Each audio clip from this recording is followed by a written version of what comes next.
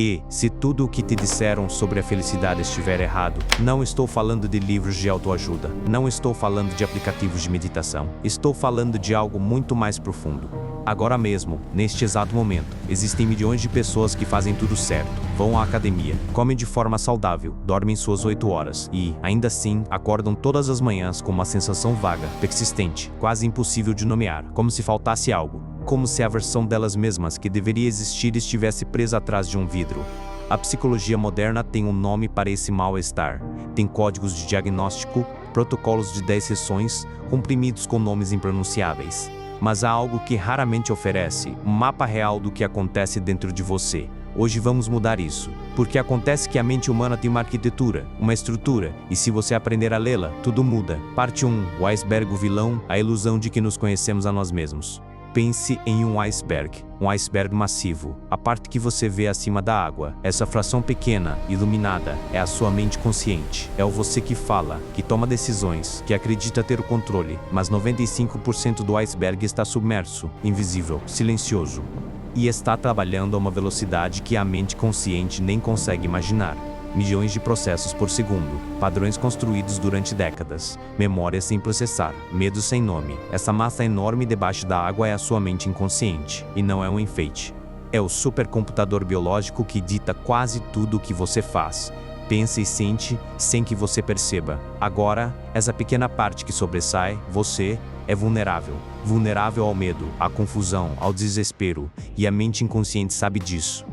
Por isso, ela gera algo para te proteger, os mecanismos de defesa. Imagine-os como ramos que emergem do fundo do iceberg e cercam a superfície. Estão ali para te resguardar. O problema é que nem sempre sabem quando você precisa de proteção, e quando simplesmente estão te bloqueando. Parte 2. A arquitetura do eu à descoberta. Existe uma estrutura real por trás de quem você é. Sobre tudo isso, o inconsciente, os mecanismos de defesa, a mente consciente, forma-se algo que os psiquiatras chamam de estrutura do caráter. Pense nela como um ninho.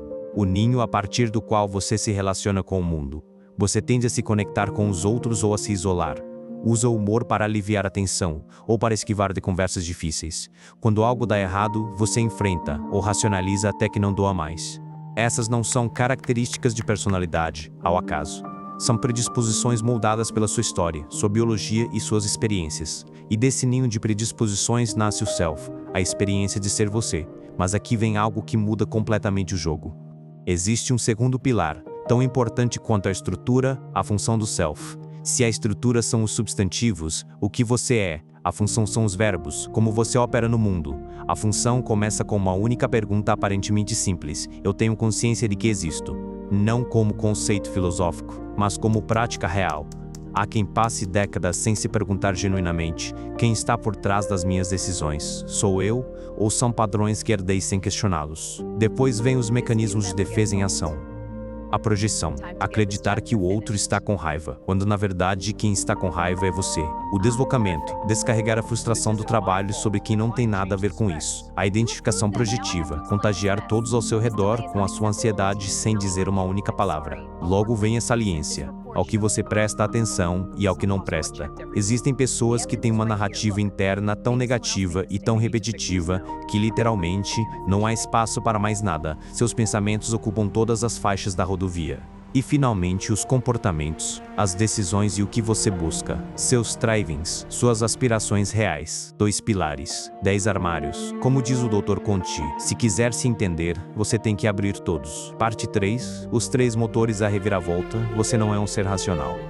Você é um ser impulsionado. Aqui entra um dos conceitos mais poderosos e menos compreendidos da psicologia contemporânea, os impulsos que nos movem. Você tem um impulso agressivo, não no sentido violento, embora possa chegar lá, mas no sentido de imposição. O desejo de marcar sua presença no mundo, de mudar as coisas, de avançar. Sem ele, você simplesmente não faria nada. Você tem um impulso em direção ao prazer, a busca por alívio, por desfrute, por gratificação. É o que faz a vida valer a pena. Mas também é o que te faz ficar no sofá quando deveria estar fazendo o que importa. E então existe o terceiro, o mais fascinante, aquele que muitos nem sabem que existe. O impulso generativo é o que te faz aprender pelo prazer de aprender, cuidar sem esperar nada em troca. O A, criar algo que não existia, ajudar alguém que não pode te ajudar. É a razão pela qual construímos mais do que destruímos. É a razão pela qual ainda estamos aqui. A pergunta crucial não é o quanto você tem de cada impulso. A pergunta é qual deles está no comando. Quando o impulso agressivo eclipsa o generativo, não aparece apenas ambição. Aparece algo mais sombrio, a necessidade de que o outro perca para que você ganhe. Não construir mais, mas destruir o que o outro construiu. Isso tem um nome exato: inveja destrutiva. E é a raiz de mais destruição no mundo, pessoal, relacional e histórica, do que costumamos reconhecer. Quando o impulso em direção ao prazer eclipsa o generativo, o mecanismo é diferente, mas igualmente corrosivo. A busca por alívio imediato se torna a única linguagem disponível. Não porque a pessoa seja fraca, mas porque, sem o impulso generativo na frente, não há nada que prenda o prazer a algo que dure. O resultado é a estagnação, prazer que não preenche, esforço que não arranca, vida que passa, mas não avança. Mas quando o impulso generativo lidera e os outros dois o servem, algo extraordinário acontece. Você consegue ser competitivo sem ser destrutivo. Consegue aproveitar sem perder o rumo. Consegue falhar sem desmoronar. O impulso generativo não é passivo, é um motor. Um motor que se alimenta do mesmo combustível que produz. Parte 4. O mapa para o alto, a revelação. A saúde mental tem uma direção.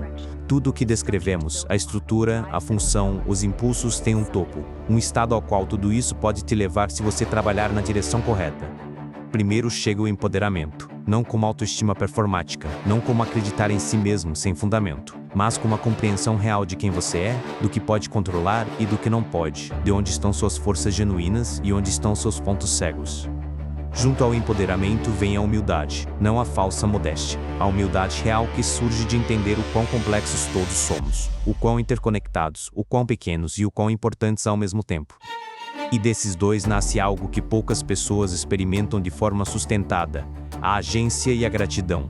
A agência não é apenas fazer coisas, é operar a partir da convicção de que suas decisões têm peso real no mundo, embora nem tudo esteja sob seu controle. É presença ativa, não resignação passiva. Gratidão não é agradecer antes de jantar, é uma orientação perante a vida.